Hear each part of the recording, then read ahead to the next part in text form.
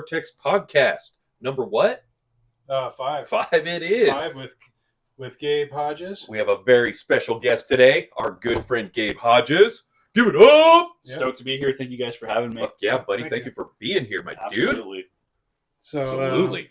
yeah, and it's been a couple weeks since we recorded with our last guest, and so this is 2 in a row, which is kind of nice that we've had 2 in a row, and wonder how many other people we're going to find that they come over and chat with us. 2. Just 2. That's it. You get 2 more guests. Right on. So all right, let's just bring it into to the music. Yeah. It seems you have a heavily influence in this area. So tell us about, you're in 2 bands right now? Yeah. Yep. Okay. So I played drums for a band called Become the Apex. It's like a metalcore band that kind of has like a thrash metal, deathcore influence in it. So it's definitely different. Really, really enjoy playing drums with that band. It's actually the most challenged I've ever been playing drums because they write all of their songs at like 190 plus BPM. Very good. Yeah, And so I assume you're not just hitting the snare. Yeah, true. Yeah, it may sound like that with the pop and snare, but yeah, it's a lot of kick work, a lot of cymbal work. It's really helped me expand on that instrument a lot. Blast beats. I've been practicing on that balance. It's really, Dude, tough to get it just right. I love doing blast beats. It drives them nuts. So like, hey man, can we do something else on this section? I'm like, I don't know, maybe. I'd be watching the videos of drummers nowadays, and they're just so impressive. I'm like, oh my It's goodness. crazy. It's Yeah. like superhuman strength, bro. I have a hell of a time keeping up, honestly. All right, so And I'm also, my bad, I'm also playing guitar for a band called Dead at Dawn. yeah. And that started out as like, a fun studio project. Mhm. And the more we go back and listen to the songs that are done, we're like, you know what, we really have something here. So right now we're putting together, a more broader collection of songs. We already have all of our members. Good So- recording, I'm assuming. Yeah, we are always recording. Awesome. Yeah, so we're finishing up our first EP, and hopefully we'll start playing some shows soon. Nice. Awesome. I saw you guys actually have a little short on Facebook Yeah. with them. Do you not? Yes. Heck yeah. I loved it. I saw Yeah. it. It was great. Thank you. I love it. It's like technical death metal. True. It's not so much like a speed metal or a black metal or anything. Right. In my opinion, Yeah. right? Yeah. Curve me if I'm wrong here, No, I my don't friend. think so, man. I mean, honestly, that's what we went in originally trying to go for a deathcore sound, Okay. and it just got to the point where like we were just doing stuff to have fun, and we started getting other influences in there. And so, like, I really enjoy going fast and then bringing it back down for the slam kids, Absolutely. So that's kind of it's just been the extreme of both worlds so far. I Excellent. do appreciate a band that will change the tempo or just the feel of a song, and because if it's just like the same tempo all throughout, or there's no like real changes, it gets kind of It sounds repetitive. monotone, man. It is monotone, and we also try to do that in our songs. Yeah. Yeah. We always try to get a tempo change or something silly in there, right? Yeah. To get them going. Yeah, you got to have fun with it, man. Absolutely. I will say that like one of my favorite things about writing music is key changes. I'm really into key changes because it's like the climax of the song. Not a lot of bands do it anymore, but I love it. That is true. Yep, Yeah. I agree. Well, now, that kind of brings me into my thing. You guys aren't just playing 6-string guitars, are you? No, sir. Absolutely not. Yeah. Why don't you tell us what you guys are running for, Yeah. at least for Dead at Dawn? Yeah. Let's get into Dead at Dawn right now. Yeah, absolutely. We like guitar talk. Oh, dude. I'm in the right place then. Yeah. Yes, sir. Yeah, so my guitar player, Patrick Richardson, he is like a gear fanatic. The dude has some of the nicest guitars I've ever played. He's right now, he like kind of goes back and forth between, he has a couple of Kiesels, and they're like, I don't know like all the ins and outs about them, but usually he does like Fishman pickups or like Seymour Duncan, stuff of that nature. He's playing 7-string. I play 7-string, and our other guitar player is playing an 8-string. Are those the multi-scale guitars with the like bent frets? Patrick doesn't like those. He likes a straight fret. I like the fan fret. That's like a legator, right? Yeah. Legator style. I haven't tried it yet. I haven't either. I haven't monkeyed with them. I really want They're to. fun, dude. When I first got my first legator, it was a fan fret 8-string, and I was really intimidated by it. And anytime that I was looking at the frets, I had a hard time playing. But as soon as I just took my eyes off the fretboard, I played just fine. And the more comfortable I got with it, like doing guitar solos, like doing sweeps and arpeggios and whatnot, the frets are so natural the way your hand moves. Mm. And I really noticed a huge improvement in my handwork. I believe it.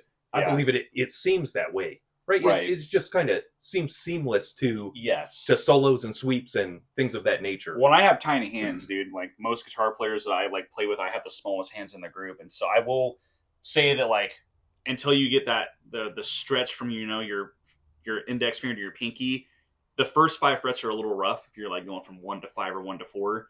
But obviously stretching out my hands, it's gotten a lot better over time. Muscle But- memory as well. On the upper side of the scales, you must be like, Oh, you dude. must be just there because that's where I got big hands, and Yeah. so I'm trying to get mastery on the upper end of the fretboard, Right. and sometimes it's so cramped. I'm just like, Yeah, I've definitely experienced that myself with my sausage fingers. yeah. But the guitar I'm playing in Dead at Dawn is hands down the best guitar that I've ever owned, best guitar I've ever played on. It's I don't really know the edition of it, but it is a Ernie Ball Music Man 7-string. It's a Majesty. Ernie Ball, huh? I didn't know Yeah. they make I guitars. haven't played with one of those. Yeah, so like when I was in Abbasi back in the day, I played the Sterling Music Man, and those are kind of like the cheaper version, and the Ernie Balls are like the really expensive ones. Okay. And my Sterling Music Man played like a dream. It was like my main guitar for years. I absolutely love the thing. I still have it to this day. String through body or Floyd Rose or It's really interesting. So they do. It looks like a Floyd Rose, but it doesn't have the locking nuts on it. But the mechanics of it is on the headstock, the strings run straight to every single tuning peg, yes. Yep, and yep, it yep. stays Okay. in tune, dude. I cannot believe it. Yep, I know what you're talking about. There's no curve in the from the neck up. Exactly. Yep, I know. Dude, I've I've done seen some gnarly dive bombs on that Ernie Ball Majesty, and it does not go out of tune. It Excellent. literally blows my mind. Nice. So All right, so I know we're a bunch of guitar guys, but let's tease the drum people a little bit too. What kind of drum set are you playing on? Yeah, absolutely. yeah, I have a Gretsch Catalina Maple. It's a 7-piece. Okay. The really cool thing about this drum set is it sounds incredible because of the hoops that are on it. They have like that fancy multi-technology hoops, but the drum set's not that expensive. Yeah. I think I paid like $1,500, $1,800 for it. That's the beauty. Right, That's and for it the came with a beauty. snare, dude. It came with a fucking snare. Very nice. Yeah, I couldn't believe it because most drum sets you have to buy the snare separately. Oh yeah, of course, as well as every cymbal. Right. Yep. 100%. But yeah, this one came with the snare, and it sounds amazing.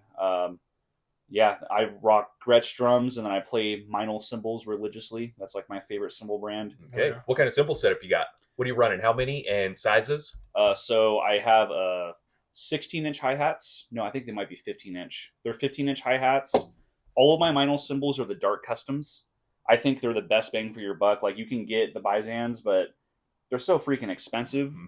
So I get the dark customs because they have a darker tone to them. They have a longer sustain, and they take forever to break. And they look amazing. They look so They sick. look amazing. Yeah, yeah, they do. yeah. So yeah, I got a 15-inch hi-hat, 17-inch crash. I have a Zildjian bell, and then I have a trash hat. It's a 10-inch, and then a 12-inch black splash.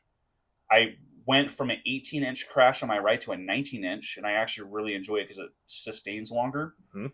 And then probably my favorite cymbal I just got, it's a 18-inch Big Bell Meinl Dark. Okay, so it's the 2-part, right? It has the big bell on the top, and then No, it's one cymbal and it has a giant bell on it. So when you hit it, it's like what all the death metal guys use. okay. I love good bell work, especially when Yeah. it like breaks off and it comes out all of a sudden with the ding ding. Oh, ding, and yeah. you're just like yeah, It really sets Yeah. the tone for the next part. for real. Absolutely. And then I have a 16-inch China and an 18-inch China, but they're all Meinl and they're all black customs. So Very nice. yeah, absolutely love those things. We have a cool cymbal that we use on our drum sets that we use. It's called a V-Wave. Have you seen one of those? I don't think so. Okay. And so every drummer that when we take it out, they ask about it every time. That's sick. And so It's a strange, yeah, I wish I it's a would have had it ready strange to bust it out. cymbal. Yeah. It's really cool. It has a really cool custom sound, and one thing, it's like a wave, so you can put your drumstick in and go really quick like that's a blast beat, sick, dude. right? So you can blast beat your cymbal. Right. Oh, Dude, you guys it's will have to awesome. show that to me for sure. yeah. We will. I would We love will. to see it. Yeah. It's awesome. That's awesome, man. All right. So tell us about what were the bands that really inspired you in your youth, that really kind of inspired Give us three. How about lit that? the flame of your Yeah. music. I agree. I would say undoubtedly Megadeth Mhm. was a big one. All right, that's funny because I think I've seen a video of you when you were really young, busting out Holy Wars. Yeah. Yes, Yeah. yes, you were jamming Holy Wars. Yeah. I was like, whoa, look at this guy go. Yeah, And you my dad took me to see Megadeth in 2005 at Gigantor Mm. at the Idaho Center, I was there. and I was yeah, I just was obsessed with Megadeth. I just loved their raw sound. I like Dave Mustaine's voice, and I definitely came from a thrash household. That's kind of where I started. So that was kind of what got the ball rolling for me to play guitar. I wanted to play Megadeth songs. So I spent, every day after school in my room learning songs off Nice. Rust in Peace, Peace Sells, all the classics. Dang right. That's where you got your love for Jackson. Yes. I'd assume. Yes. Yep. Thank you, Dave Mustaine. Yes, sir. I love Jackson's. Absolutely. You Jackson guys. Hey, don't be jelly. My first guitar was a BC Rich Warlock. Mhm. So Cool. that was the first one. I still have that guitar as well. Nice. There's two brands that are synonymous with metal. Right. Two brands that Pretty anybody much. can name: BC Rich and Jackson. Yes. It's just the way it is, right? Yep. There is others that have come about. Schecter, Legator. We could name many that have come about. I really since. like the Schecters. They've been putting out some quality Schecters are guitars. beautiful. That was Yeah. one of my first electric guitars with That's- a Schecter. I loved it. Got me into it. Do you remember what model it was? I do. It was an Omen 6 blue. Yeah, that was string my through first body. one too. Boom, Sick. baby! Yeah, Yeah, it was an that amazing guitar. maroon. It's like the maroon body. Yep. Yep. That was my first Schecter as well. Yes, sir. I made a deal with my mom. I said, "Mom, I will learn a full song if you will buy me this guitar at Guitar Center." And she said, "Okay." Hell yeah, So I that's got it. sick. Second band. So I kind of start with the thrash element first. I was listening to all kinds of thrash bands at the time. As I Lay Dying was a big one. So that's kind of what got me into the more modern metal, the metalcore breakdowns. When I was a kid, I was kind of funny. I was really weird about clean vocals, and my dad's like, "Dude, it's all good. All of it's good." Mm-hmm.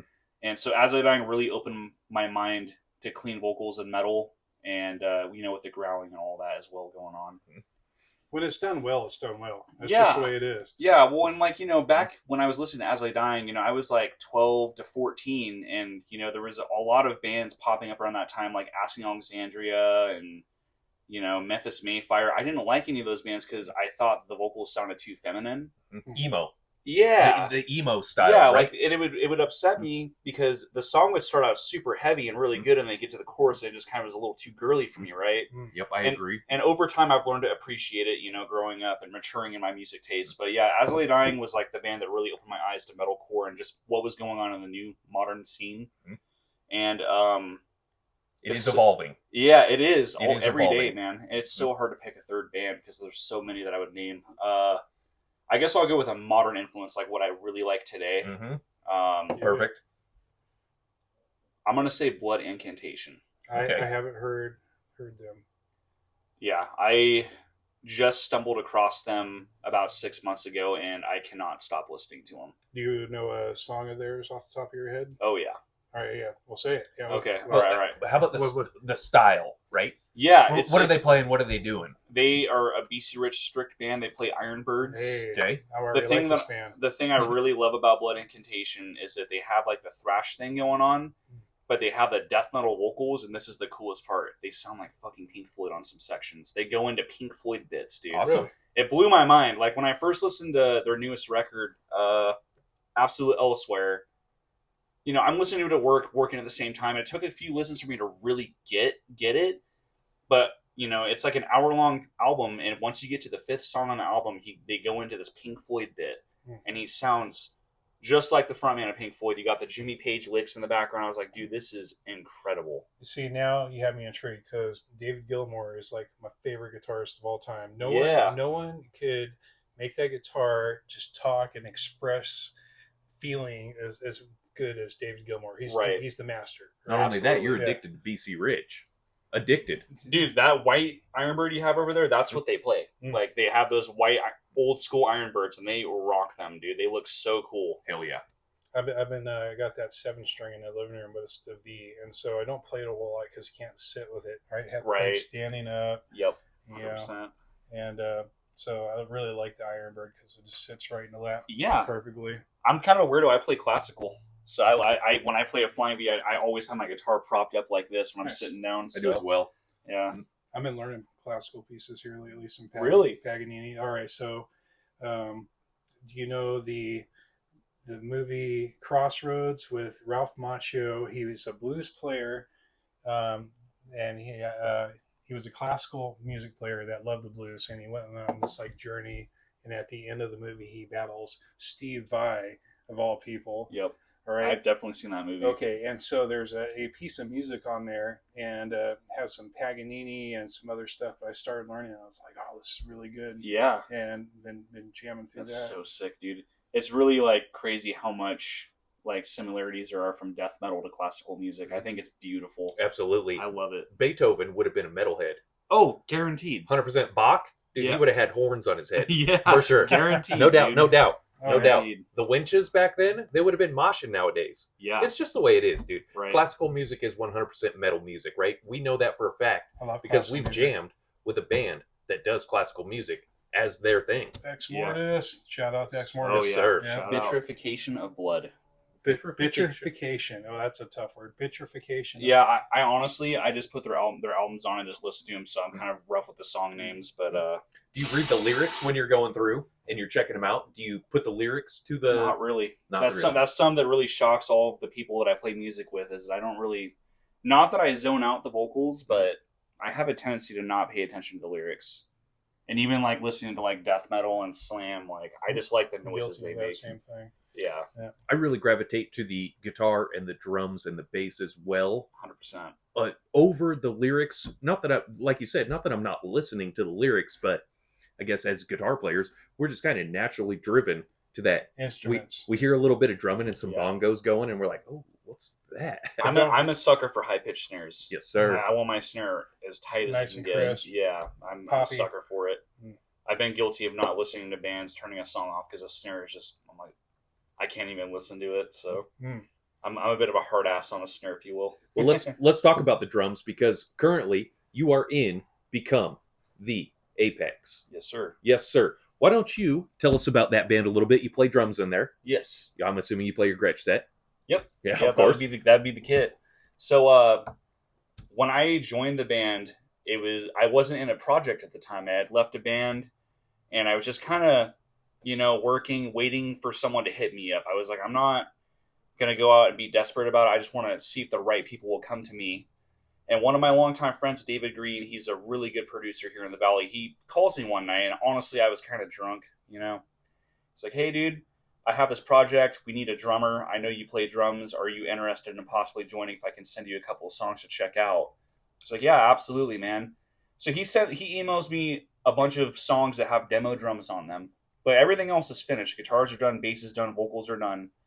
And I'm listening to them the next morning at work, and I play the first song, and it sounds like a metalcore song. I'm like, okay, this is cool. And then they start going into some more thrashy guitar bits. And then they go into some crazy slam and breakdowns. The vocals are amazing. The guitar work is incredible, right? And that, I don't know why I gravitated towards it so heavily, but I just really liked the blend that they had going from thrash metal to metalcore to deathcore. I've never heard anything like it. Okay. Nice. And so it was unique. Oh yeah, extremely unique, and I was like hearing like drum parts coming to me while I was listening to with the demo drums over it. That's how it should be, right? Yeah, That's I how it already should knew be. how I was gonna approach it. I was like, so I hit him up. I was like, yeah, dude, I'm down. Like, let's get together and jam and just see how things go. And for a couple of weeks, I'd meet up with the guitar player Patrick Richardson. He's the founder of the band, main songwriter. And we would just kind of grind out songs. And the first song, it was an ace in the hole. It was like the lightning in the bottle thing where it felt right. And I was able to give a different dynamic to the sound with my style of drums because I have a tendency to over drum on songs, but I don't like to call it over drumming because it gives a song character. I've never been bitched at it for it either by any bands. And so we like really took off after that, man. We got all the drums done for the record in just a couple of weeks. We released the album. We played our first show out in Idaho Falls and wanted to do a tester show just to see how it would go. and the crowd response was amazing. Everyone really loved it, and I've hit some Don't of you the hate that when you're just like, we're gonna suck, and then you don't? yeah, it was yeah. We really didn't know. Like we knew we played well in the room, but I was like, okay, well, I've never played with any of these guys before. And you know how the Boise scene is. You join a band, 9 times out of 10, there's going to be a guy in there that you've played with before. You know, Oh, yeah. it's a small family out here. I played gigs just for other bands. Right. Oh Yeah, yeah, yeah. same here. The fill-in shows, man, those are fun. Yeah. Yeah. So honestly, I've hit some of the biggest milestones in my music career with Become the Apex, and I absolutely adore and love every single one of those dudes in that band, and they're my best friends. You know, we write really good music together. It's very uniting. You know, and coming, you guys know how hard it is to come up with a band name. You know, and Oh, yeah. Yes, we do. So that I've determined this. You can't stick two words together in the dictionary, and there's not a band that's already been made. Right? You have to 100%. have at least three. Yep. Yeah, that's exactly what we dealt with too. One's gone, two's iffy, three you might find something. Might find Right. something, yeah. And so, you know, when we're talking about the band name, we're like talking about how we all feel so motivated to come to band practice, to write music together, and uplifted, right? I mean, the music is just truly uniting all of us as band members, and we're like, we have to have something that signifies and symbolizes being the best version of yourself. And so that's why we aren't called Becoming the Apex, we're called Become the Apex. If Nice. it's just Okay. be the best version of yourself, because Okay. that's how we all felt when we got together in the room, you know. So Very nice, very nice. You guys have a couple music videos out for that band, don't you? yes, Yes, sir. On YouTube, you can find them. yes, yep. Any other streaming platform or just YouTube? We're on everything. We're on Spotify, Apple Music. I'm pretty sure we're on fucking Pandora. I don't know if it still exists or not, but Possibly. we're on everything. You can find it. We have a website up. You can find us on any streaming platform, music videos, all that good So stuff. you played excellent. quite a few shows. Who have you opened for that you want to kind of shout out? Who's Oh, the yeah. biggest people that you've opened for in your mind? I would have to say, opening up for Cannibal Corpse, not once but twice, was like life changing.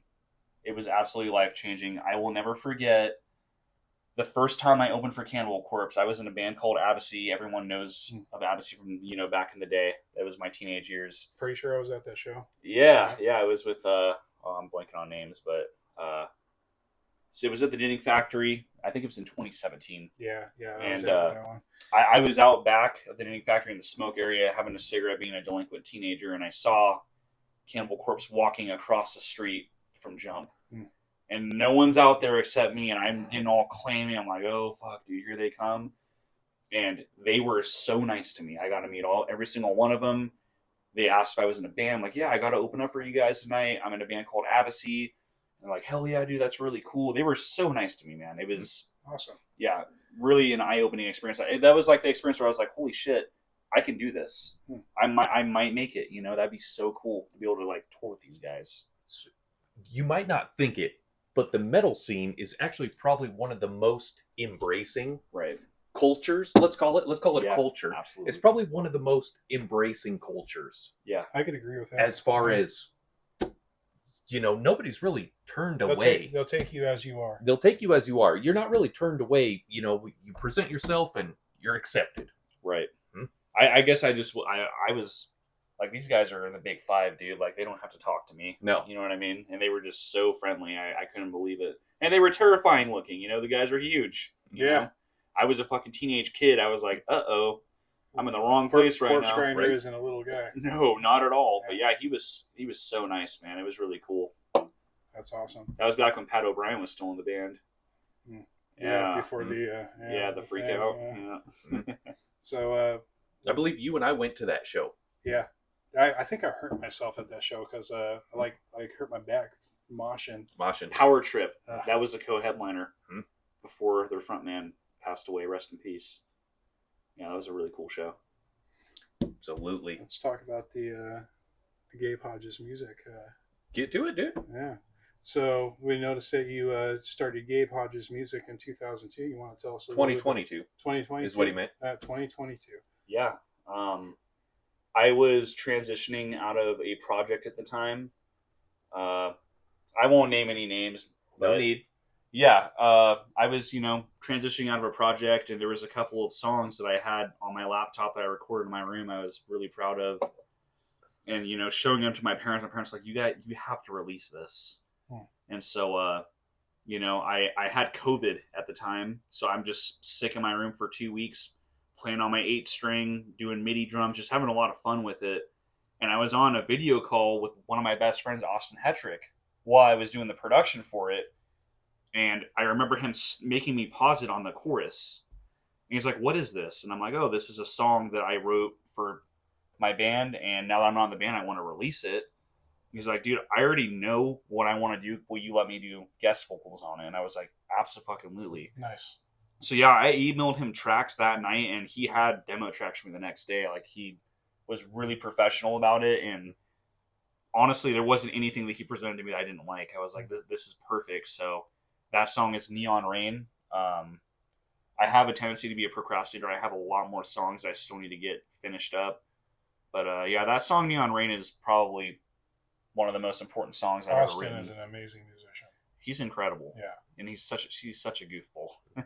I love his lyrics, dude. I love that he's singing about like World of Warcraft and StarCraft. Dude, it's so cool. Nerding out, right? Yeah. For a long time, I've had a song I want to write about like a warlock Yeah. from World of Warcraft, like burning demons alive and shit. Right. But anyways, I love that about Austin is how creative he is, Right. And what like his flow of what he's coming up with. Yeah, and he backs it up too. Like, he's just so freaking talented. So you can't just be like, oh, he's some nerdy kid writing music in his closet. Like, no, he fucking shows up and plays a good ass show, and that guy can wail on the guitar too. Yes, he can.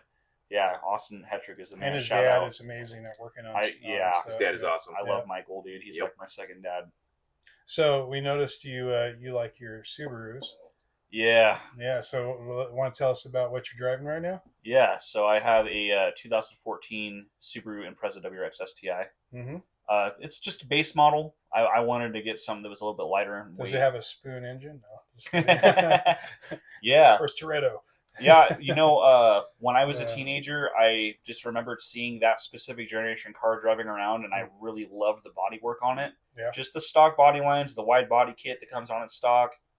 And, through my flooring career, I knew one day I'd be able to get one, and it was my dream car for many years, and I'm stoked that I get to drive the thing, man. I Is it love a that clutch car. or automatic? It's a manual. Manual? It's a 6-speed Only manual. way to go. I love manual, man. Yeah. I actually learned how to drive manual in that car. Good. Everyone was like, "Holy crap, you learned how to drive manual in an STI, dude? That's crazy." That's the way to go. Was it Yeah. turboed then? Yes, it's Came turboed. turboed? Or did you install that? No, it came turboed. Came turboed, okay. Yeah, so it still has a stock turbo on it right now. It's a VF48 turbo. I'm How much PSI at it right now? So right now I'm running 20 pounds on a front Okay. mount intercooler. Pretty soon here I'm going to be putting a forged motor in it. Good call. All the forged block stuff and bigger turbo, bigger injectors, and I should be pushing hopefully around 450 wheel. So nice. That's about the plan for my Lexus out there. dude, those things are so sick. It is amazing. Yeah, I love those cars. I was surprised that it came with a forged crankshaft in it. Really? Just out of the factory. That used I to be didn't the know turbo that. motor for the Supra. Yeah, right? it's a 2JZ. The 2JZ. Yep. Still, out of the factory, non-turbo car, comes with a forged crank. That is so sick. I was like, I didn't know That is that. excellent. Yes, sir. And it's rear-wheel drive, right? Correct. That's so sick. Yeah, dude. that's the Japanese muscle car. Yeah, I had to get it. 100%. Yeah, dude. I see those cars out of the drift track, man. Constantly. You don't even need to put a turbo on it for it to fucking break loose. You really don't, nor do you need to have a 5-speed. No. It could be the automatic. Right. Yeah, they're And it's still awesome. gonna go. Yep, I love it. I loved that car since I was in high school. I really liked it. It debuted in the U.S. in 2001, Yeah. but previously it had been in Japan in like 99, Oh, 2000. okay. Yeah. So it had been around. You'd seen it, but it was like a Toyota at that point in time. Right. Now they came out with the Lexus IS 300 in 2001, and I was just obsessed, dude. A guy got one. He worked at his dad's body shop, and in this body shop, he created a full carbon fiber kit for the car. Holy crap. I was addicted, dude, because my dad's a car guy. So I've Yeah. always loved cars. And, Yeah. this was just getting out of a 70s muscle car into new tech. And, Oh, yeah. oh my God, dude, I was just so in love with it. I still am. And I Yeah. have my dream car as well. That's It's awesome. I just love that, amazing. man. Well, That's really my cool. Jeep goes like half a mile an hour. Okay. Different sports, my dude. Yeah. That's like talking about football and cricket. Hey, Okay. but I just went shopping with my buddy, and he just picked up my buddy Frank just picked up the Toyota Corolla GR. Oh, yeah. And it's a 3-cylinder, but Yep. it's like It's turbo, right? I think it's a twin turbo. It's single. It's And 100 horsepower per cylinder. It's like 300 horsepower. Yeah. Those things are cool. They're really cool. Yeah, it is fun. Being a Subi guy, do you like the BRZ? I do. Yeah. It's not bad. It's funny that it's the same as the Scion FRS. Yeah. Yep. And then the Toyota 86 as well. Yep. Yeah, those cars are really cool, man. I think it was good for Subaru to come out with a new platform, a new body style. And I have not driven a BRZ, but I have a lot of close friends that drive them. And apparently the center of gravity on a BRZ is even better than a WRX STI. I hear you can't flip them.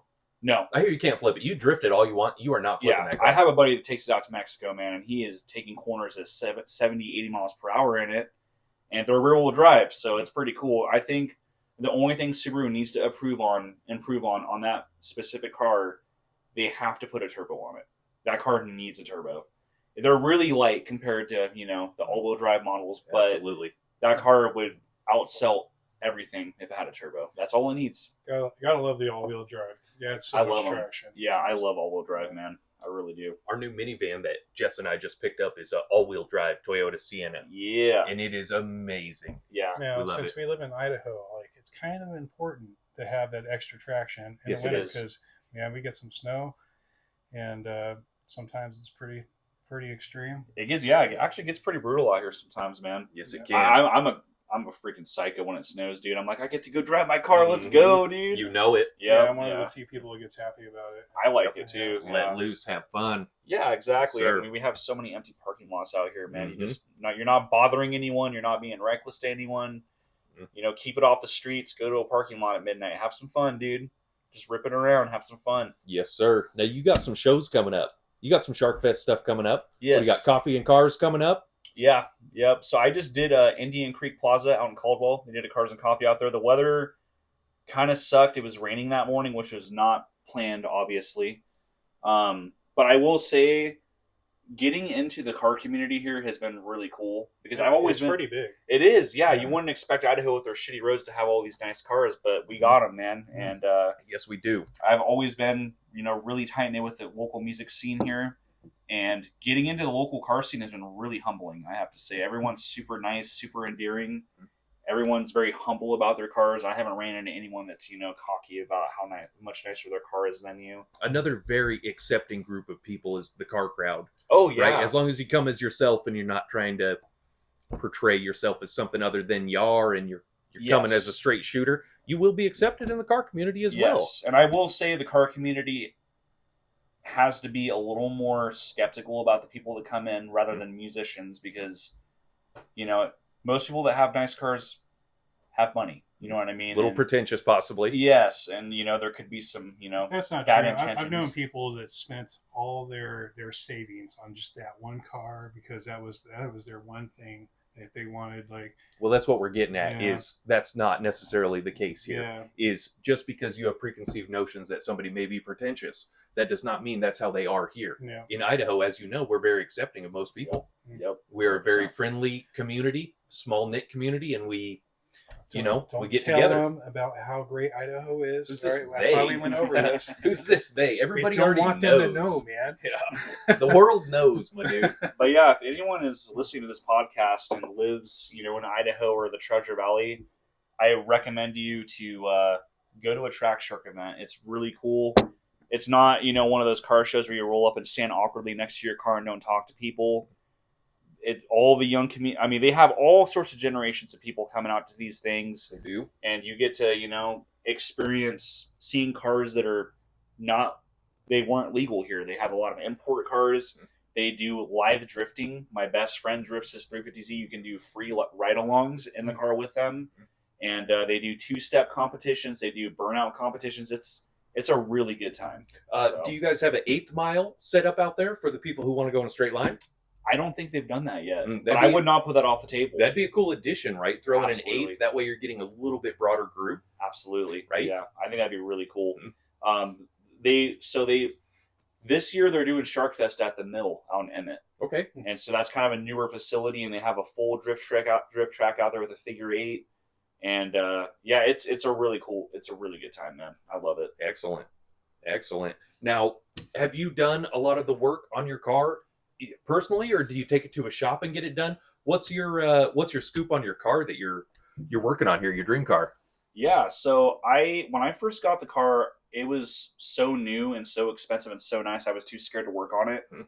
And the car has never given me any issues, knock on wood, right?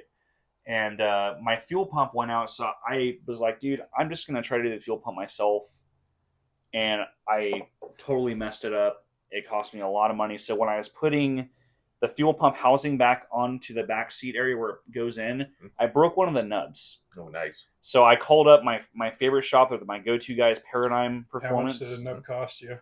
It was $1,500. Yeah, they had to put a whole new tank in it. It was a freaking nightmare. So it wasn't just built into the sending unit right there. It's like the nubs were part of the gas tank. Oh, lame. Dude. I know. So I was trying to see if they'd weld it back on. Like, dude, that's a huge safety hazard. I'm like, all right. So yeah, they put a new gas tank in for me, and ever since then, I really do not like working on my car. I'll do simple stuff like put window visors on it or put a body kit on it, but anything mechanical, I take it to Paradigm Performance. Okay. Those are the go-to guys in town. They specialize in anything JDM. Somebody actually just shouted me out, Paradigm. I asked, I kind of want to get my timing belt done. Yes. Timing belt, water pump at the same time. Yes. Getting close to it, and I can't do the work myself right now. I'm in an apartment complex, but can't rip apart a front end of my Lexus and just get out, pitter patter, get at her. So I, did a little shout out, said, who do you trust here in the valley that can do it? And Paradigm was actually shouted out, so I may have to check them out. Yeah, they're really nice guys, man. Where are they located at? They are located on it's Chinden and 37th Street in Garden City. Okay, Garden City guys. Yeah, and so what I really appreciate about Paradigm is that they are a local shop. They all ran their shops out of their garages. They were really passionate about working on cars, and they came together, and they have done nothing but expand. And they are the big thing that happened last year is they are now certified installers for IAG, which is the really built motors you put in Subarus so they don't blow up. Absolutely. And so if you spend the money and get that motor put in, it comes with a 24-month warranty. Absolutely. So if something happens, if something happens, it will get fixed. So I cannot shout out Paradigm enough. Those guys are incredible. Excellent. Right. That is a tricky part, is where you're getting into the high horsepower engine builds. Right. Knowing compression, knowing your clearances, knowing these things that you have to do, Right. or else your motor will blow up. Yep. Yeah, and everyone knows Subarus blow up, man. My STI, I bought it with 88,000 miles on it, and it was completely stock. I mean, I'm telling you, this thing didn't have a thing done to it. It didn't have headlights. It didn't have wheels. It didn't have an exhaust on it. It had stock intake. It was literally stock, and it blew up with 78,000 miles on it. Wow. Yeah, they just those ringlands just explode after so many miles, And so when I bought it, it had a brand new motor put in it, and that's why I was like, this is a good purchase, because I'm going to get some life out of it. So Nice. Should. Yes, yeah, I'm at 50,000 now. I'm almost paid off. Racing it all the time. It's not bad. Well, that's what a car's for, though. Now, this is why I really appreciate Lexus. My Lexus has 250,000 miles on it. Yep. As it sits right now, no check engine light. Right. Nothing's wrong with it. Perfect compression. Yep. It's amazing. I believe it, dude. Lexuses are incredible cars. They are. Those IS 300s and 350s are so sick, bro. Yes, they are. I've been looking at the ISF. Oh, yeah. The V8 model. Mm-hmm. Oh, boy. Yeah, they sound so good, Yes, too. they do. I just want a Dodge Viper. Okay, go get one then. That's a dangerous car right there. I love it. Hey, you demon. That's right. You like the Mitsubishi 3000 GT as Well, well. that's my dream car. I saw a shell for one the other very day. first one with all the bells and whistles, because they kept on every year. They kept on taking stuff off. You got to get that first year. My buddy has a VR4. It's Oh, twin turbo V6, all-wheel steer, so Yes, sir. nice. all-wheel drive. Yep, love that's that what he's car. looking at. Yeah. Yeah, those cars are sick, It's man. They my are dream sweet. car. The only good Mitsubishi, arguably. Arguably, yeah. Mm-hmm. Yeah, Because the Eclipse was a Dodge Neon. right. Yeah. I really like the Evolutions, the Evos. Mm. I kind of have like an unpopular opinion about those. Like everyone goes for the Evo 7s, 8, and 9s. Like that was like their magic year. Mm. I really like the Evo 10. I actually almost bought one. It ended up just not working out. So 10's where it got more rounded, right? yeah, they Yep. became bigger cars. Honestly, the Evo 10 has some really eye-opening similarities to the 2014 STI. Hmm. I think that's why I really like the way that car looks. That so. makes sense. You gravitate towards it. Right. Absolutely. Well, next thing we got is we kind of like talk about some sports and some local stuff going on. Do you like going to see MMA? Do you watch any UFC and everything? I do sometimes. I will say I don't like follow it on my own, but I have went to gatherings and watched MMA fights and UFC, and that stuff is really cool.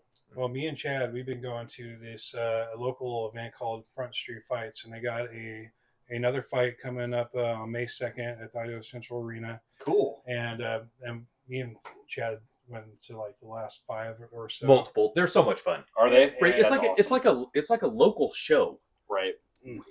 We like to support local businesses. Absolutely. The local scene, and this is our local fight scene, so we love it, dude. It's awesome. They got beer, so sick. They got food, they got fights. Yeah, we kind of nailed down exactly where we like to sit for the best seats, and it's a blast. So yeah, if you ever get a chance, I recommend it to you. I would love to go check it out. You should go with us sometime. Yeah, that'd be awesome, man. Yeah, absolutely. We bring our wives. So I'll bring my girl with me. Bring your lady. The girls have a good time, and we watch fights. Yeah, that sounds like a good time. It's because my wife learned some martial arts. I think she enjoys stuff like this more, which is nice for me, right? Because I'm like, all right, we can watch fights and get into it.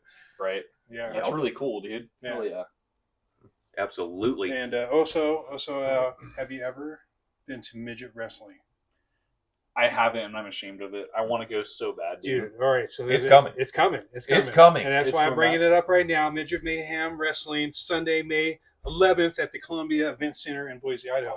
All right, so I'm telling you right now, if you have a chance, how can you not have a good time with some cold beer and midget wrestling? All right, that sounds so awesome. It is amazing. That's awesome.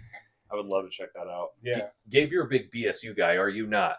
Yeah, I'm really into football. Now David and I talked about this a couple episodes ago. I know it's past its prime, but how did you feel about Austin Gentry? I think the guy's a tank. Yeah, I'm sorry. How did you feel about Austin Gentry getting denied the Heisman Trophy? We got robbed. Yeah, no, I 100% believe that. I mean, I don't want to take away from Travis Hunter and what he did. Obviously, it was incredible. No, we're not trying to diminish, of course. Yeah, absolutely not. Just shine another light. Yeah, absolutely. I mean, I know that Ashton Genty got the people's vote, right? And, absolutely.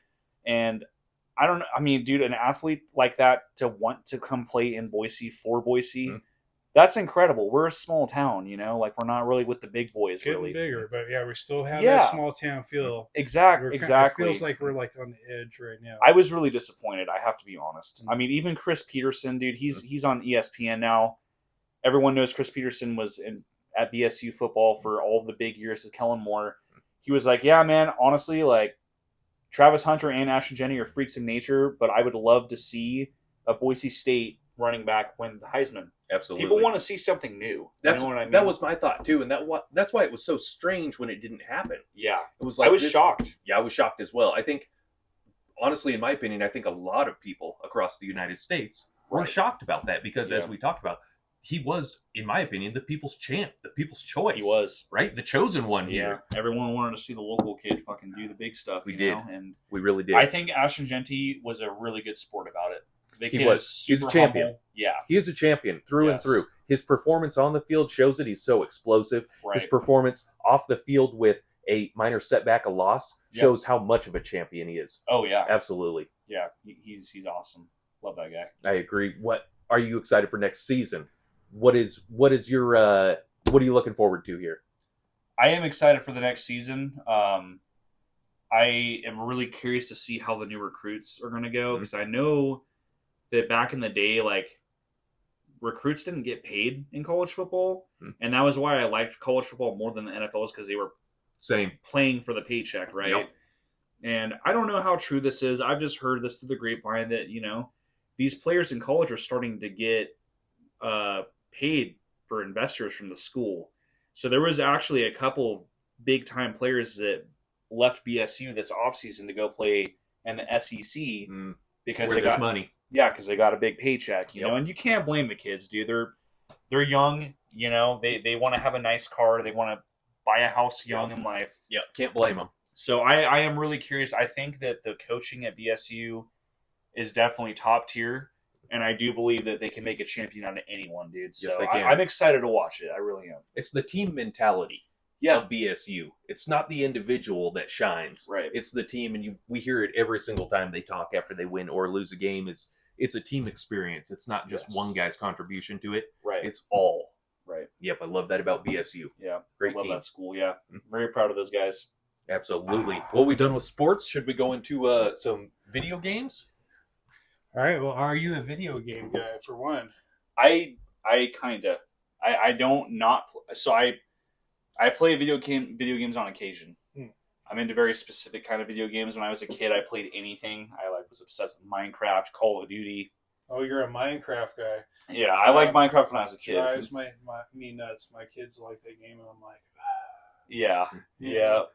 But, yeah. I play low graphic games, but that one I'm just like, I grew up through the entire video game generation. I had the original Atari, right, with the Pong when I was a kid. That's so I've experienced it all. Right. The graphics weren't what drew people in on that game, my dude. Even though it was a lower graphic game, that's not what that game was about. What trips me out is they like it so much. It's not because of that. Graphics wouldn't matter to them, even if it was pristine. It's what that game is to them, right? The things you could do, you could. It's essentially Legos for anyone. Yeah, well, I just replayed most of the original Final Fantasy games, and those are about as old school as you could get. I still love them. That's sick.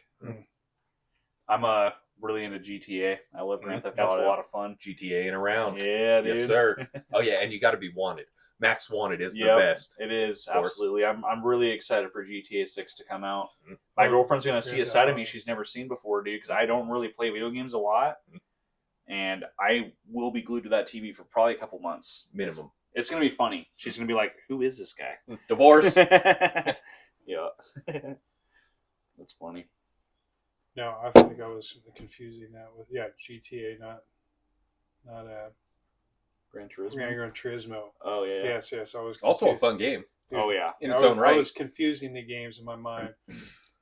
That's all right. You're back on board now. I'm like half a beer in, so I'm wasted. Yeah, right? white girl wasted. I'm wasted.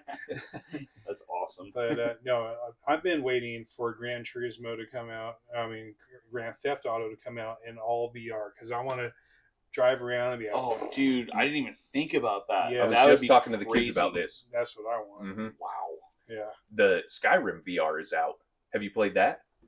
No, I haven't. No. Have you guys seen? Are you into Skyrim? You like the Elder Scrolls series? You ever mess around with those? I remember playing it whenever I was younger. Yeah. Okay. Oblivion, Elder Scrolls 4, right before Skyrim. They're doing a remake. Yeah. With, I'm assuming the PS5 or new tech. PS6. Right, or PS6, new tech. Yeah. I'd assume, but that'll be cool. Oh yeah. I've done a ton of Skyrims. How many times have they remade and remastered Skyrim now? I feel guilty now because I played Skyrim and every system, even my Nintendo Switch has Skyrim, and I haven't played the VR. Now I'm embarrassed. You should be. I haven't lived until I played VR Skyrim. Yeah, don't even call yourself a video gamer at this point. That sounds like a lot, dude. That sounds like an experience. I love Skyrim. It's one of my favorite games of all time. I want to get the dragon tattoo somewhere. The Skyrim. That'd be really cool. That'd be sick. Yeah, it's been a while since I've got some ink. I need to go talk to some tattoo artists. I'd say I'd do it, but I'm way away from an apprenticeship. Yeah. I'm just barely beginning, but it is fun. Have you guys ever tried tattooing? Or using a tattoo gun? Or do you I guys don't even do have art? any tattoos, dude. I'm a blank canvas. I did not tattoo my buddies when I was a kid with a homemade tattoo gun and little mushrooms and stuff. Well, That's besides the point. That's fun. But have you messed around with a real tattoo gun? Dude, I've always wanted to. Oh, they're fun. Yeah. I'm loving it, dude. I'm having a good time. I've just done like my tool bags. I have a leather sheath for my hammer to go sideways instead of down. So I tattooed a dragon on that. That's cool. And then I tattooed some geometric stuff on a white pair of shoes and really? stuff like that, right? Dude. You don't have to tat your hand up to learn, right? So I see people like practice on like pig skin and stuff like that. I have some fake skin, the Amazon fake skin. The way it absorbs ink, you could tell it's not like human skin. You could tell what you're doing is a different canvas. It's probably more about just getting the depth pressure, right? Correct, yeah. And you use your two fingers right here for depth setting, and they move in and out, and then you glide along the table. You always push out from yourself. One of the coolest things about it is you have to become a Jedi to tattoo. You use your third eye. When you're, let's say I'm going to do a straight line right here. Yeah. You're not looking at the line and pushing the needle with the line. You're focusing on both of them at once and zoning into it and really honing in. The kids call it locking in, right? Yeah. They'll say you locked in right now. So you really lock in and you always go away from yourself and depth set with your two fingers. So it's a really cool art to learn. I've noticed a lot of fun. Times when they're making those lines, the ink is like all over, and you can hardly see where you're drawing, but they still get the line straight. You know, so I got to take some practice to get yes, that it down. does. You know, we should have a tattoo artist in here sometime. Yeah, we definitely need to. We definitely need to. We definitely need to. That would be a cool guest. That's a good idea. They always have such cool stories too. Yeah, they do. They're a different type of people. They are. Yeah. So artistic. I love it. Yep. I've had multiple tattoo artists now hit me up about my coffin cabs. Oh, They're really? like, hey, dude, we want one of these coffin shelves. Will you trade tattoo work? Hell yeah. That's sick. Yep, it's been awesome. Nice. Yep, been good times. Well, I mean, that's probably enough in video games. We don't really got too much. Let's get into local business that we love. Yeah. A lot of us buy gas there. So we talked about the mechanics you like to use, but is there any local businesses that you kind of enjoy on the frequent? Yeah. Talk about them. Yeah, so I would say Lulu's Pizza. Yeah, that's one of my favorites. I'm a big pizza guy. All right, so what's good about their pizza? So their pizza is like the like flat pan pizza, and they're not scared to put anything on their pizza. They make some really crazy pizzas that are really good. This is the curveball. They make sushi, and it's insane. I love sushi. Yeah, they have some legit rolls in there, like some sushi rolls I've never heard of before that are really good. Lulu's Pizza, huh? Lulu's Pizza. I'm gonna have to go try this out. I haven't been there. It's on Bogus Basin Road, right before you get up to the bomb shelter. Okay. So where that big Life Church is, they're in that same parking lot. Okay. Yeah, I know exactly where that is. I've actually eaten there multiple times when I was building. You know, I've built a couple mansions up at the bottom of Bogus and worked a bunch up there. And Lulu's Pizza is one of my favorites. I love their lunch special. Oh yeah. You go in there for lunch specials. And you are correct. Their sushi is amazing. You wouldn't expect it. You really wouldn't, because you walk in and it's a pizza joint. But yeah, they got sushi right there on the side by the soda machine. Yeah, it's awesome. Yep. So that's definitely. I'm intrigued. Oh, it's good. Yeah. Cool. All right. So we wanted to talk about Jackson food stores, because we've been using them for a long time, and all the gas stations around here. Me and Chad talked about it, and we kind of use them most of all. For your standard pump gas in any of your vehicles, they really use one of the best gasolines here in town, as compared to a Stinker or a Maverick or all the others that we have here. John Jackson really is into his products and his people. You see it in his workers. You see it in his product. His employees are really solid. He doesn't mess around, dude. He's an awesome local company here. Yeah. Where do you get your gas, Gabe? Do you hit Jackson's, or do you go wherever? No, it's funny you guys bring this up. I only run Shell Premium in my car. Nice. That is the only gas I've ever ran on any turbo Subaru I've ever owned. Heck yeah. I don't go to Chevron. I put Chevron gas in my STI one time, and my NOx sensors were going off like crazy. And I was going up Horseshoe Bend Hill, and there was no Chevron, there was no Shells around. It goes to show you, it's not all the same stuff. It's not, dude. It's definitely not, especially when you're driving tuned cars and you have to monitor your ethanol and all that stuff. Correct. Yep. Shell Premium, dude. That's the only way. Well, I know the kind of gasoline that I love the best is their coffee. All right. Hell yeah. Do you take it black? Do you put creamer in it? No, I get the hazelnut. All right, a large hazelnut, and it says has option fill it up or leave enough room, and I use some hazelnut creamer. And anyways, their coffee is good. They got good donuts. I like their pastries and their bakery shop. Yes. Dude, their brownies. Jess has been addicted, dude. She'll get 2 or 3 brownies a day, and then multiple like chocolate or strawberry or banana milks. Can't blame her, dude. They're so good. It's addicting, dude. Yeah. We would be like the 600-pound couple if we had unlimited funds, right? We would just be in there nonstop, filling up with their 91 premium gas and getting all the treats. Right. And a few months ago they even brought in Hulk Hogan. All right, and I went and met Hulk Hogan. That's so cool. And dude, I grew up watching this guy. It was awesome, and he was the king when you were a child. In my mind, he's still a king. And Once a king, always a king, right? Yeah, that's true, I guess. It is true. It's not like he lost his crown. And so yeah, I went and got my picture with him, and I was living my childhood dream that day. I remember seeing all those pictures on Facebook. There were so many people going in to meet him. I was like, "What the hell? This is crazy." At a Jackson's? Yeah, I couldn't believe it. They were like, free. Come meet Hulk Hogan. I was like, no. Man. Yeah, you have to go down there to see if it's real. Yeah, no, Yeah. I totally did. I was That's like, I would sick. totally not believe it until he showed up. I was like, he's here. Hey, That's do you so remember funny. how we drank Hulk Hogan's free beer? Oh yeah. How did we drink Hulk Hogan's free beer? Well, I crushed the can, brother. That's so After sick. I drink it, no. We drank it at band practice. Yes, we drank it at band practice, Yes, we did. and it was just good beer. So That's awesome. Yeah. That's awesome. It was great. That's sick. sorry, little microphone, for Right. slamming the table. You know, smacking the table. So yeah, that's our local business we were talking about. It is this our week. local business, and he actually absorbed all the chevrons in town and turned them into the extra mile. Extra mile. Yes. Yeah.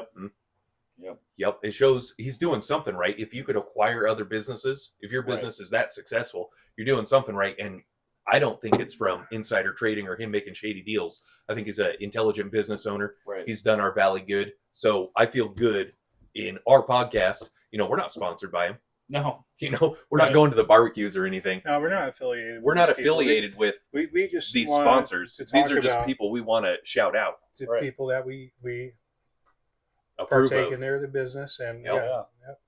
So that's just the way we're going to Okay, do it. well, let's Yes. jump into world events then. Did you guys see that the bassist of Weezer, his wife got shot by the police? I did see that. It's crazy. What the hell? I didn't get to look into why. I didn't really either. I saw maybe she shot at them first. Right. Like she had a gun and maybe she popped off shots at them and then got shot. Yeah. What That's the a hell? weird situation, man. That is a strange situation. Yeah. I don't even know where to begin with that. No, it was just crazy, man. We feel bad for him. Yeah, that's horrible. Yeah. Well, we all know that the level of craziness in all women is at least a level 4. Okay, so maybe on that day it was a little bit more. Right. Right. Just the wrong day, man. We have all seen the crazy hot Matrix, and whoever made that was a genius. But yes, That was made many moons ago. all women start on level 4. Yep. That's funny. All right, so yeah, world events. The governor of California is trying to sue the Trump administration for the terrorists. Now, this guy has really made some bungles here recently, and I'm just kind of interested to see how this pans out. Like, I'm not happy with California. I mean, I don't it love is. California, and I haven't loved California in a long time. I just listened to, I don't know who was on TV with him, but he was just telling everyone on the TV about how great California is and how all the businesses love being there. That's their job. Oh yeah, and That's their I was job, like, is to it's make kind you of believe that everything's okay. exactly opposite of what Mhm. kind of what everyone in the world is seeing right now. So highly interesting. I'm excited to see how it pans out. Mm-hmm. Do you guys ever take world events and try to put them into your lyrics? I did a lot when I was younger. Mm-hmm. Yeah. Yeah. Mhm. Back in the Abbasi days, I would write a lot of lyrics, and I would take world events and write about it. We like that as well. One of our huge songs that we love is Fukushima. Oh, yeah. We love it, and we actually just added a second part to it that we expanded on the We're gonna song. Start recording here pretty soon on it because Sick. it's really good. Yeah. That's sick. We know there's, you know, as individuals, even as a band, there's really not much we can do about it, Right. other than really point out the atrocity that we see. Right. Right? There's not much more than we can do as individuals, but it's kind of shitty. A lot of fucked up shit happens in the world. But yeah. And here's why we kind of talk about it, though, and we just bring it up because I think that politics have gotten really bad because people have been disinterested in it, Right. and they don't want to talk about it because someone wants to voice an opinion that someone might not like, and I know it's hard. It's hard to you want to please everyone, but Right. you can't. Do you remember the last time they pushed hard for people to be involved in politics? P. Diddy. Diddy came out with the vote or whatever thing Yeah. campaign. I was just telling my girlfriend about this the other day. obviously what's going on with women's rights is like really fucked up, and I'm not down for it. And she's very, involved and wants to be involved with what's going on with politics. And I was explaining to her, I'm like, I've never been one to be super into politics, kind of how I am with religion. I just believe what you want. That's okay. I will never judge you, kind of thing. Nor try to change your mind, right? Yeah, Pointless. Exactly. Yeah. Pointless. Yeah. Everyone's is, they deserve to have their own opinion on things. Yep. And I was telling Brittany, I'm like, it seems like what is happening right now is they are trying to get young people to talk about politics. Mm-hmm. And it's working. 100% they are. It's working, yep. Dude. If you could do that, that's the entire demographic, right? It's not the 50 to 60-year-old people. Yeah. It's not the 50 to 40-year-old people, the 30-year-olds. It's the young. It's the not talking that gets us in trouble. Yep. Right. Yeah. Right. And I'm starting to realize that, I do need to do a better job of being more in tune with what's going on in the world. None of us are going to know everything about everything. Right.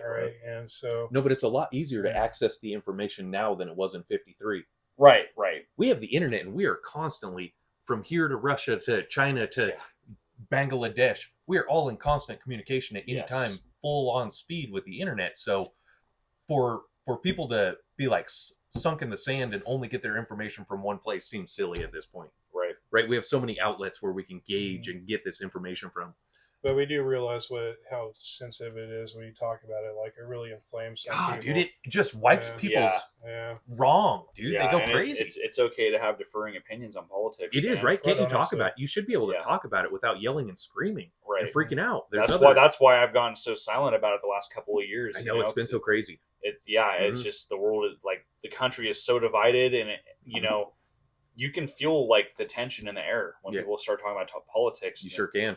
And it's just kind of a weird situation that we're stuck in right now. I do want to duly note, though, for this segment, how vitally important it is to vote local. It all starts local. 100%. Yeah. I may not be super in tune with politics, but I vote every year, and I do vote local every year. That is maybe the one thing we actually kind of can do. Right? Maybe here, at least in Idaho. Yeah. Maybe not in some places. Right. Maybe some places don't have a vote, but I think here in Idaho, we probably still do have a legit vote where we can go to the ballot, and as Idahoans, we come together and say, we want this person. And it's going to happen because that's what we want. Did you hear that we made national news here in Idaho for a major fentanyl bust? Yep. Yeah. I did not. Not the first time. It was all over the big networks. And the governor was on there and everything, and I was like, yeah, totally agree. Fentanyl's evil. Dude, fuck fentanyl. Yes, sir. FF. Yeah. FFF. Fuck fentanyl forever. Yes. Yep. And so, get that stuff out of our country. We do not need that shit here, bro. No, we do not. We know too many people that have passed. Yeah. It's instant. Mm-hmm. It's terrifying. Some people die instantly. Yep. Yeah. Fuck fentanyl. I can't say it enough. We cannot. And the governor banned on what? Yeah. Just went through. Brad Little put in a bill to get rid of the ability to buy sugar products such as, soda pop, candy with food stamps. What do you think about that? I don't like it. No? Nope, I don't.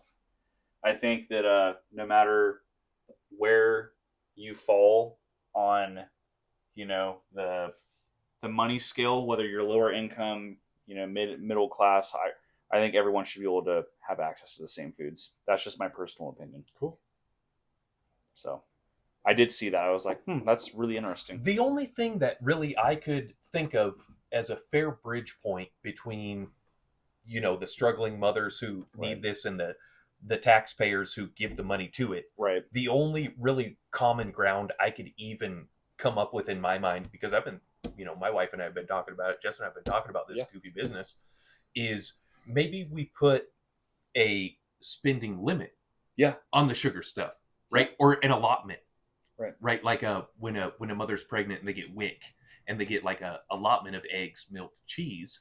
Maybe we do the same thing with the food stamps portion, and they get an allotment of, okay, you're allowed to, spoil this child that you're raising. Right. You could still give them soda and a candy bar, but what's the limit? What's the spending limit? With it. Okay, I mean, I am for a healthier civilization, and like maybe not giving all these mega over sugary things to people is not good. But here's the thing.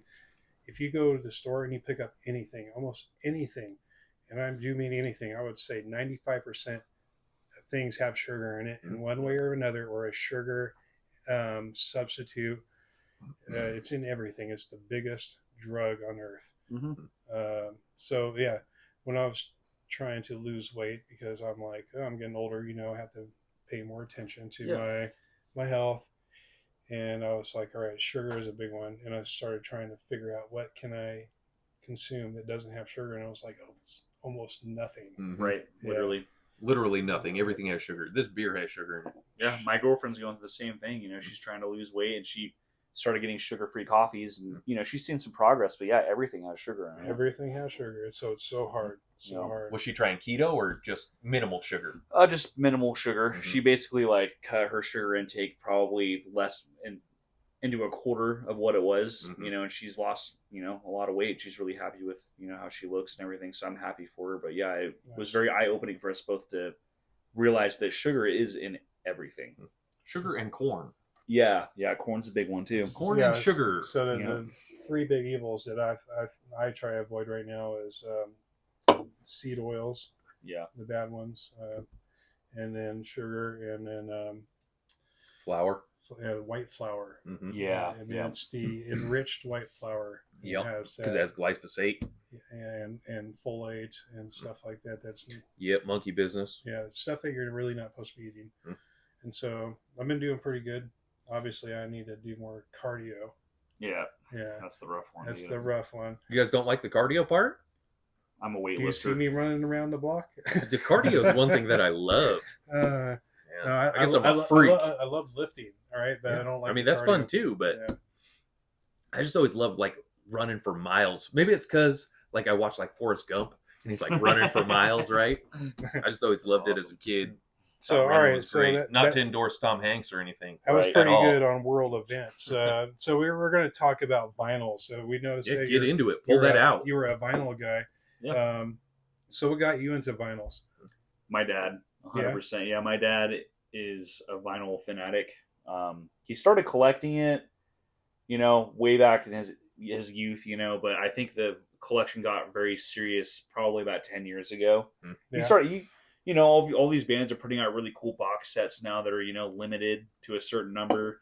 And just watching my dad collect vinyl and how, stoked on it he was, I was like, damn, I kind of want to get into that too. So my dad started buying me vinyls for my birthday and stuff. And your dad is the vinyl era. Yeah. 100%. Yeah. He knows all about it, and he's helped me with, finding certain, limited prints and whatnot. So I love vinyl. It is a magical thing, dropping the needle on the record. And I know some of the old ones are scratchy, but when you get a brand new record, it is crisp and clean. There's not it's beautiful. I remember the first time I played one of my vinyls, because at first I didn't have a vinyl player, so I was just collecting them for the artwork and whatnot. And when I first moved out, we had a giant cabinet vinyl player that actually had real nice speakers in it. And I'm out in the garage with my friends smoking cigarettes and drinking, and I put the brand new Suicide Silence record on the vinyl player, and we cranked it, and I could not believe the clarity. And I was like, this is why people like vinyl. Yeah. Hell yeah. I rediscovered it not too long ago. A couple of years back, I got a vinyl player and an Eagles album, and I threw it on. And I was like, wait a minute, why does this, what's going on here? Why does this sound so nice? I feel like I've been kind of robbed of a rich musical experience for a long time. And then it just kind of went nuts with it. I was just like, all right, I'm just going to buy every vinyl I could see, boxes of them, and I was going through them. And I like the high def, high gram ones. Those are sweet, where they're the heavier disc and just a beef. It's big, nice. They sound so good. The thin ones suck. Some of them, but I mean, some of them you can't find, right? Like that Beavis and Butthead one you got. So I got some rare ones. My favorite thing to collect is movie soundtracks. That's cool. Yes, that's really cool. I'm actually going to do a video on just the movie soundtrack vinyls, because there's a couple out there, but I think I got some competitive stuff. Oh yeah, yeah, that's sick. That brings it up, dude. Pull it out. All right, so every show we kind of throw another record up here. And have you ever seen Demon Knights? I have not. Oh, your dad had to have shown you this growing up. Your dad will know. Tales from the Crypt, dude. Yes, sir. He had to have shown you that show. So this one has Pantera on it and Sepultura, Rollins Band, Filter, which is one of my favorite jams. And that's actually, I think this movie kind of exploded that song. I mean, it was on the radio, but when it came out on this. What year did this movie come out? 90-something. Okay. Yeah. And super good. Billy Zane is in it. It's an amazing movie. If you ever get a chance. Rollins Band. I need to watch that. The soundtrack is amazing. And so I picked it up, and it even came on this really beautiful splattered vinyl. Oh, that's sick, dude. The sickest. Yeah. That is beautiful. And so, that's one thing I love about the vinyls. Yeah. Is they're not just black discs. There's right. Yeah. That's so cool. And so, we kind of want to talk about the vinyls that we've been throwing up here. They're not always going to be a movie soundtrack. Right. Yeah. Yeah. But this is the one we threw up there, and we're hoping you've seen it. But now that you haven't, I have to watch it and report back. Yes, sir. Now, this is the movie. It was also a TV show. Oh, okay. That was on once a week. Called Tales from the Crypt. Tales from the Crypt. Right, and this was the Crypt Keeper. Were you a Tales from the Crypt kid? He said he didn't know. He said his dad never You showed him, and I was surprised. Watched on HBO Tales from the Crypt? I don't think so. Yeah, I would assume your dad would show you, dude. Because he might have. It's part. That's what I'm saying. He probably did because it's part of our culture. You know what I mean? Yeah. That goes hand in hand with the metal culture of horror movies and horror genres. Yeah. That leads me into one of my things, dude. What is a horror movie you love that has always, since you were young, influenced you, been a part of your life, and carried forward? Yep. I'm gonna go old and then modern. Okay. I don't watch a lot of scary movies, so there's two that I love every single time I watch them. Devil's Rejects. Love it. Nice. Yeah, that movie's sick. And then a newer one that I saw when I was like 10 or 11 in the theaters is the first scary movie I saw in a movie theater was Sinister. The first movie. I don't think I've seen that one. That one, it's it's like a modern scary movie where like there's not like a major gore in it, but like it's just like the jump scares. But the graphics on it are really good. So nice. More psychological. Yeah. Yep. Exactly. Yeah. It gets into your head. You're like, it's not about the blood and the gore and the act of. I could only take some of those jump scare movies so much because it's very oversaturated these days. Very. We're getting at a point where almost everything has been done. Yeah. Musically, movies, thoughts. Right. There's very few original thoughts nowadays. Yep. Right? That's one thing we love about you, dude. Your music is always original. It's always Gabe Hodges. Right? I appreciate that. Yeah. Yes. We always look forward to your new stuff. Love your videos. Love the show. Love whatever you're doing, brother. Yeah. Thank you so much. You've I appreciate that. Active. Yeah, I appreciate that. Yes. Thank you very much. I love it when my wife tells me stories. She's like, oh, yeah. She told us today. It's like, honey, what's one thing you would ask Gabe? And she's like, well, I'd probably want to know. So this is my next question. Okay. She said she'd probably want to know how old you were when you started playing, because some of her favorite memories are taking you to Guitar Center. Oh, yeah. And you'd shred, and everybody would be amazed, right? Yeah. My parents, I am so grateful to have such supportive parents. Now, does your dad shred? Surprisingly, no. No. Okay. I've always wondered. Question on a question. Yeah, most of the musician stuff came from my mom's side of the family. Okay. But my parents are always like so eager to throw me at music, and I'm very grateful for that because like it's really shaped who I am. I have memories of playing like plucking on a guitar when I was like 2-3 years old. So I really I have been playing guitar since I was like 3 or 4. I really started taking it seriously when I was about 7 or 8, and I started playing drums at a very young age, probably like 5 or 6. So I mean, music's just always been there, man. All right, how many instruments can you play? I can confidently play drums, guitar, bass, and I can do vocals as well. Nice. I can't do vocals for shit, but I make a very good juice horn player.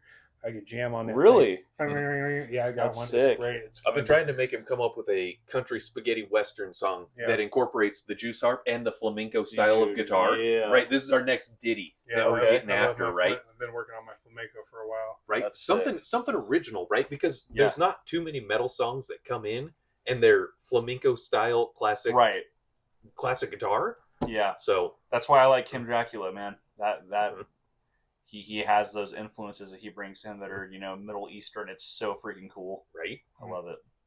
Absolutely. I can play Raining Blood on a banjo. Oh, I don't know. That counts. Awesome. So you play banjo as well. Yeah, you can say that. Yes, sir. Do you have any upcoming shows that you want to talk about? No, dude. So right now, both of my bands are like just getting at it in the studio. Yeah. Become the Apex, we have been really struggling. I'm not going to say struggling. We're being super overcritical of what we're writing right now because the first record was so good. It like set that's, the precedent of what was to come next. That's how it should be. Yeah. And so, I'll be honest, like we've recorded over 20 songs in the last 2 years and we've scrapped most of them and we're keeping bits and pieces and trying to put them together. As of right now, I would say we have about 5 or 6 songs completed. We just have another couple to go. So nice. Yep. And then Dead at Dawn is so new and fresh. We're still getting to know everyone. And yeah, so no shows, unfortunately, because I live for concerts. I would way rather play shows than be in the studio, but the studio is where the magic happens. So. They both have their place, right? They do. They both have their place as a musician. They both teach you something. Absolutely. Absolutely. I have a question for you guys. Yeah, let's hear it. Yeah. Top 3 bands that shaped you. Yeah, you go first, Stumbler. Me? Yeah, you I on the spot. All right, now obviously it's Metallica, right? Yeah, because I love, dude. I still play their riffs all the time. I enjoy it. I don't know what the magic that they had. It was incredible. It's incredible, and it was fun. It's fun to play. And so I would say The Offspring. That's a good one. I really learned how to do a lot of these little fast, choppy, staccato picking riffs, playing their stuff. That's sick. Yeah, their guitarist is pretty sick. And then the bands that shaped me. Mm-hmm. Yeah, Pantera. Okay, there you go. That's a great answer. Good choice. Just because, man, the Dimebag's guitar playing is just so epic. Yeah. You can hear his hands on the fretboard. It's incredible. Yes, you can. But if you would say my favorite guitarist, still David Gilmour. Okay. How about you, Chad? Who's the 3 bands that have shaped you? Yep, 2 of mine are the same as yours. I love The Offspring.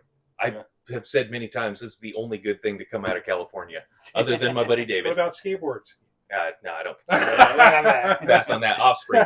Number 2, Pantera. Dimebag being one of my. I hate to limit it to one and say, this is my favorite in the world, but I love Dime style. Yeah. The pinch squeals and the poles. Dude. Wow, dude, I could just hear it, and I don't need to even think about a song. Right. You just hear the style. The last one, really formative. Definitely Van Halen, not Van Hagar. Growing up, 80s, I kind of like some Van Hagar too, man. Yeah, you're allowed to. Yeah, okay. Nobody's trying to say you can't. Call me weird, okay? Yeah, I'm just saying for me, for my personal style. I like some keyboards sometimes, okay? Oh, yeah. Yeah, we had a really good friend playing some keyboards for us for a while, and we were doing some symphonic black metal stuff. Sick. Oh, it was so good. And then, it was great, dude. Yeah. It was great.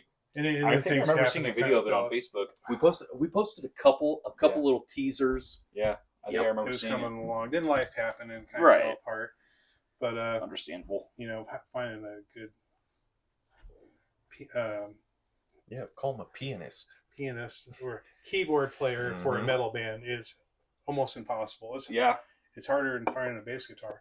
Dude, it's honestly like when you're talking about just our area, like you can find a guitar player, no freaking problem. All day. Yep. There's a lot of them, but drummers, keyboardists, bass players, vocalists, it's hard. That's why I started playing drums, dude. Slim pickings. If you ever wanted to be in a band, pick one of those and go to town, all right? That's literally why because playing when I was a kid, like I just kind of thrashed on the drums, but when I became a teenager, Abbasi had drummers going in and out, and I actually had to learn all of our whole album on the drum set like a week before we went in to record it at a real studio because there was no one else that could do it. That's why I started playing drums, because I knew if I was a drummer, I could always be in a band, you know? Nice. Yes, you can, and constantly play, right? Oh, yeah. Doesn't matter who's playing. Yep. I play drums. Yep. Yeah. I played drums in pop punk bands. I had a lot of fun with it. It's one of those instruments, like guitar, I have to be in a metal band. You know, that's where the guitar lives. But drums, I can play in anything, and I have a good time. So if you could meet anyone, if let's say you had a magic button, be like, I want to meet this person, who would you would summon up and be like, I want to hang out with you for an hour and just, you know, anyone. Doesn't have to be alive. You can summon them from the underworld. That's fine. I would probably say Dimebag Darrell. Honestly. Hell yeah. You better have a lot of whiskey, man. That would be a wild. The only other guy I could think of would be Alexi Lejo. That would be really cool. Yep. Yeah. Nice. Or those two together. Yeah. Because that would be wild. So Pantera has a lot of influence on this group here. Oh yeah, I mean, I was learning Pantera songs and I was learning Megadeth songs as well. I mean, it was huge for me. Yep. Dave Mustaine, what an amazing guitarist. Yeah, he's an asshole though in person. Yeah. I haven't met him, but yeah, I don't know. Maybe he was just having a bad night when I met him, but yeah, he was. No, actually, he's tired of other I have shit. met him. Right. When I went to the Gigant tour, that's when I met him. They had the backstage, but like he didn't say anything to me. He signed the little thing, which I actually was hanging up over there. Yep, I have the it little too. card. Yep. Right. That's I was just awesome. like, nice to meet you. He was just like, here you go. pushed it down, and then the other bands, the other members signed it. But who cares? I almost came this close to picking one of those guitar picks. He threw a bunch really? of them. I was right up there, and I was just like, give me one. All right, my dude. I got one more question for you. All right. I want you to picture this. You're given an opportunity to quantum teleport to yourself at any age, right? What is one piece of advice you give yourself, and why? I would definitely teleport to like when I was like 18, 19. Okay. And I would tell myself, hey, bro, partying is really cool, but moderation's cooler. Because honestly, like... It's good advice. No explanation needed, yep. Yeah, I mean, as heavy as it sounds, like I, really started indulging too much in drinking when I was a teenager and young adult, and I did ruin some friendships, and that's stuff that I live with to this day, because, it just wasn't me. It is a tendency of youth to go too far. It is extremely common. Yeah. It's extremely common. It's pushing the boundaries where you find your limits. Yeah, I think that I'm a way better person now than I've ever been because of those moments. But yeah, that's exactly what I would do for sure. Excellent piece of advice for anyone. Yeah. Love it. Thank you guys so much. This has been a lot of fun. Dude, yeah. We love you, brother. Yeah, we're you guys excited to see your career.